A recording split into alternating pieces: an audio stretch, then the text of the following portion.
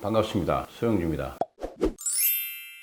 드디어 상반기를 보내고 7월 첫째 주 방송을 시작해 보겠습니다. 주식은 여전히 3,200포인트 연중 최고가를 달리고 있습니다. 앞서 말한 대로 대한민국 국민의 자산의 70%는 부동산으로 들고 있습니다. 미국은 자산의 70%를 주식으로 들고 있죠. 그래서 대한민국은 부동산 정책이 가장 중요하고 미국은 주가 부양이 가장 중요합니다. 그러나 서서히 이 재산의 형태가 바뀌고 있습니다. 2020년을 기점으로 대한민국 국민들이 주식을 안전한 자산으로 인식하면서 주식 인구가 증가되고 있고 부동산 투자는 반대로 줄고 있죠. 분명한 것은 이제 이 주식은 시작점이고 안전 자산으로 들어가는 첫 번째 해가 바로 2021년이 될 거로 보고 있습니다. 거래소 코스닥 시장이 호황인 만큼 장외 주식 시장도 연일 시장의 이슈를 만들고 있습니다.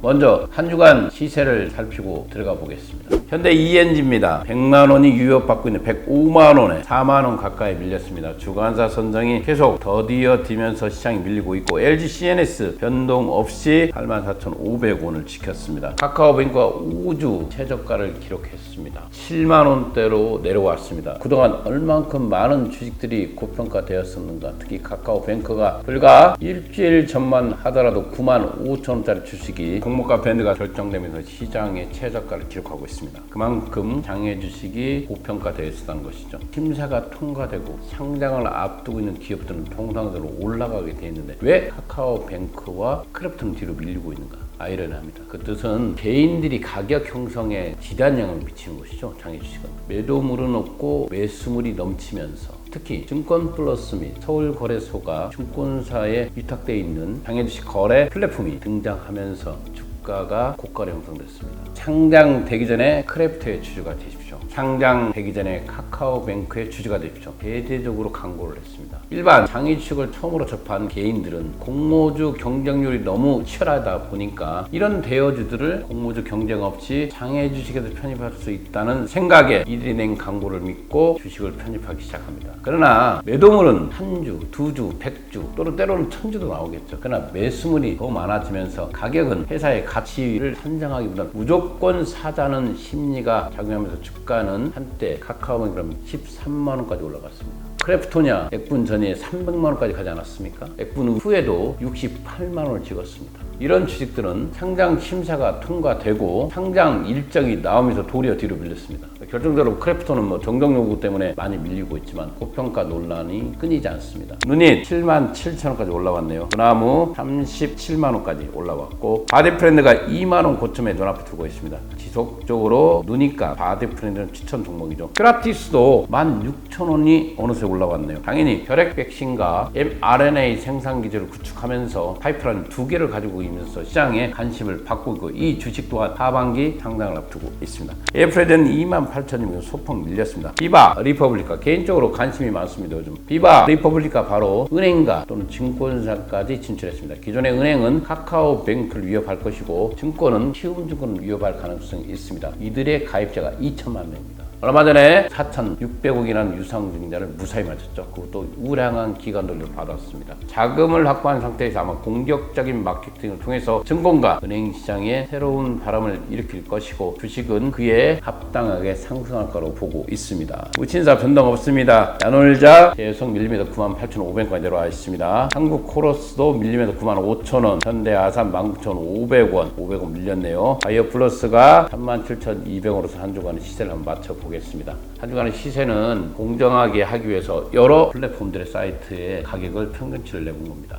2021년 상반기 증권플러스가 부문 인기 키워드를 한번 살펴보겠습니다. 카카오뱅크와 크래프톤입니다. 야놀자 이 세 가지가 가장 많은 개인들에게 사랑을 받았죠. 그러나 이 세 가지가 가장 고평가되어 있다는 거죠. 개인들은 장외 주식을 잘 모릅니다. 다만 공모주가 치열하다 보니까 장외에서 주식을 사다 그것도 대형주 중심으로 개인들이 유입되면서 회사의 가치를 논하기 전에 반드시 사야 될 주식으로 인식되기 시작합니다. 인터넷 시장을 열었죠, K뱅크가. 그러나 그에 대한 수혜는 카카오뱅크가 받습니다. 카카오뱅크 시장에서 13만원까지 갔고 얼마 전까지 이 주식이 95,000원이다. 연속 방송을 했습니다. 고평가다. 그러나 이 정보의 한계가 있습니다. 왜? 장외 주식은 정보의 비대칭입니다. 그래서 개인들이 유입되는 매수세 유입이 놀라웠고 매도물은 작았죠. 왜? 기껏해야 나올 수 있는 물량 자체가 우리 사조였기 때문에. 그러나 기본적으로 지금 현재 카카오뱅크가 최상단을 간다 하더라도 18조입니다. 타상 절대 갈 수 없는 주식이라고 보고 있습니다. 개인적인 의견입니다. 현재 우리가 알고 있는 대형 은행들이죠. KB금융, 신한금융 이 모두의 시총을 앞서갑니다. 만약에 타상이 간다면 현재 KB와 신한금융이 20조, 23조를 가고 있습니다. 만약에 공모 상단 밴드가에 결정된다 하더라도 3위 기업입니다. 근데 과연 카카오뱅크를 은행으로 볼 것인가 플랫폼 기업으로 볼 것인가 말이 많습니다. 그러나 업무는 분명한 것은 은행업을 보고 있습니다. 기본적으로 수진 여신의 장고는 사람들에게 돈을 빌려주기 위해서는 돈이 있어야 되는 거 아니겠습니까?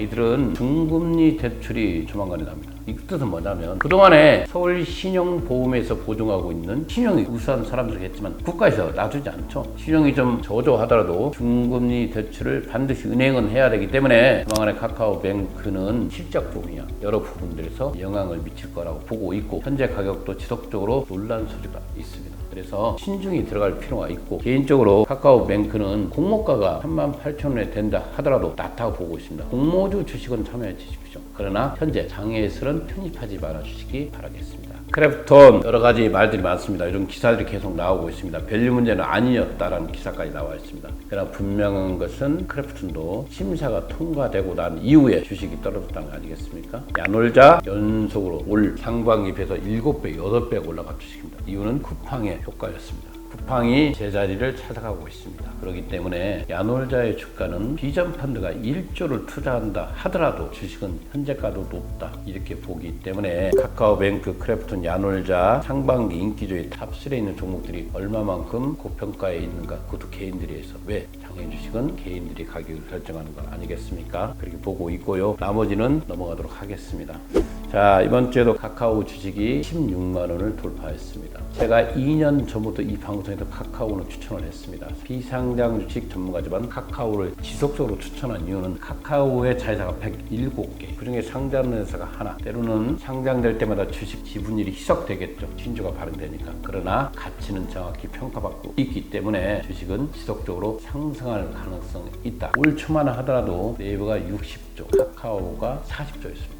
어느새 카카오가 시총을 네이버를 앞질러 가고 있습니다. 이게 현실입니다. 앞으로 카카오는 카카오의 자회사들의 지속적인 상장으로 인해서 지속적으로 주식은 상승할 가능성이 높다 이렇게 보고 있고 기본적으로 카카오페이입니다. 카카오페이도 상장하겠죠. 기본적으로 카카오와 지분이 상당히 높습니다. 55%나 보유하고 있기 때문에 상장되어 있는 카카오가 이익을 볼 가능성이 있다. 또 카카오뱅크와 달리 카카오페이는 고평가 논란에도 있는 종목이 아닙니다. 성장 가능성이 더 크다 이렇게 보고 있습니다. 요즘 상장되는 주식들이 가장 크게 크래프톤과 카카오뱅크입니다. 시장을 흔들어 놓고 있습니다. 나머지 주식들은 보이지도 않아요. 너무나 많은 개인들이 이 주식에 집중되어 있다 보니까 모든 키워드는 크래프톤과 카카오뱅크가 장악하고 있습니다. 이미 크래프톤은 상장 절차에 대해서 금감원이 제동을 걸었습니다. 금감원이 정정공시를 했습니다. 이유는 이렇습니다. 증권신고서의 형식을 제대로 갖추지 않은 경우 또는 그 증권신고서 중 중요사항에 관해 거짓의 기재 또는 표시가 있거나 중요사항이 기재 또는 표시되지 않은 경우와 중요사항의 기재나 표시 내용이 불분명하며 투자자의 합리적인 투자 판단을 저해하거나 투자자에게 중대한 오해를 일으킬 수 있는 경우에 해당된다. 이게 바로 금감원이 공시에서 정정한 내용입니다.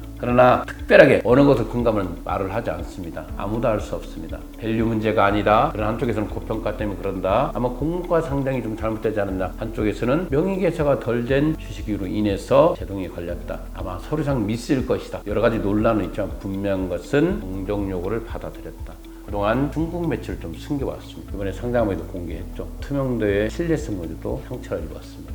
지속적으로 크래프톤의 고평가 논란은 비단 금감원의 정정요구뿐만 아니라 그 전부터 이어져 왔고, 현재 과연 단일 게임으로서 이렇게까지 갈 수 있냐, 이런 논란은 계속해서 신문지상에 오르내리고 있습니다. 두 번째로 배급뿐인데 몸값이 28조다, 크래프톤 공모가 논란, 이런 기사들이 수십 개가 올라와 있습니다. 그 뜻은 역시 크래프톤은 현재 장애주식 가격은 고평가라는 논란을 들지피기에 충분한 거 아니겠습니까? 저는 공모가가 만약에 변동 없이 현재 상태에서 45만 8천원, 55만 7천원 이 밴드가가 결정되면 섣불리 공모에 들어가는 말을 할 수가 없습니다. 그만큼 리스크가 있다 보고 있고, 아마 공모가가 어느 식으로 조정이 된다면 좋겠습니다. 어떤 식으로든지 7월 21일, 22일에는 청약이 들어갈 것이고, 회사측에서는 신속하게 정정요구에 맞대응하면서 상장 절차는 변동 없이 간다고 했습니다. 개인 주들을 위해서라도 무사히 상장에 올라가서 주식이 잘 되기를 개인적으로 바라고 있습니다. 다만 지금 상태에 있는 장애 있는 크래프톤 주식은 저 개인적인 생각이지만 지금 고평가 논란의 핵심에 있습니다. 이런 상태의 주식을 섣불리 편입하다가 낭패를 볼 수 있기 때문에 신중한 접근을 부탁드리겠습니다. 카카오뱅크 드디어 상장에 대동을 걸었습니다. 금융매기의 저력을 보여주었다. 충분했습니다.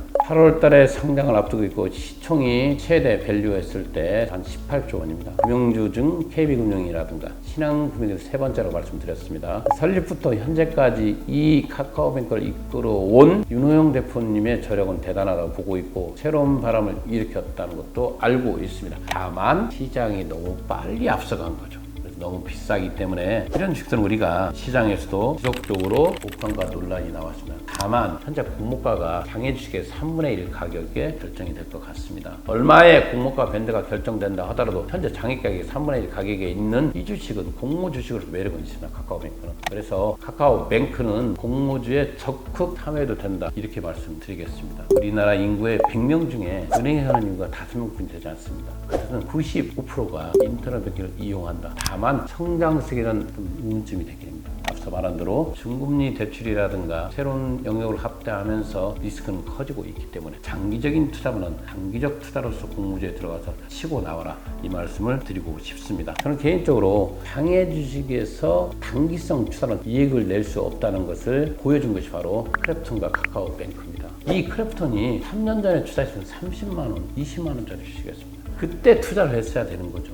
그때부터 크래프톤은 지속적으로 추천을 해왔습니다. 그러나 가격이 어느 선 오면서 매도 포지션 유지했고, 카카오뱅크는 시작과 동시에 12만원, 11만에 나왔기 때문에 절대 사지 말아야 할 주식으로 여러분들에게 알려드렸습니다. 매도물이 없는 상황에서 단주 거래로 주식이 형성된 게 바로 크래프톤과 카카오뱅크였습니다. 이런 것들이 장애의 함정입니다. 그래서 장애 주식이 상승치가 가장 큰 심사 통과 후 높다는 말이 무색하게 만들었습니다. 이미 카카오뱅크라든가 크래프톤은 현재 장애 주식 가격은 거품 논란이 너무 높기 때문에 절대 현재 장애에서는 편입하지 말아 주시고, 차라리 이럴 때는 올 하반기 내년에 갈 주식을 사는 게 낫다, 저는 그렇게 보고 있고, 이미 여러분들에게 추천해서 올렸던 종목들이 있습니다. 바디프렌드 몇 번째 추천하고 있습니다. 2만원까지 도달해 왔습니다. 제가 이 주식을 7,000원부터 추천해 왔습니다. 아직도 상승폭이 10,000원 이상은 남아있다 저는 보고 있습니다. 매출액과 순이익이 사상 최대를 기록하고 있고, 올 하반기나 내년 상반기 상장할 가능성이 있는 호재를 갖고 있는 회사,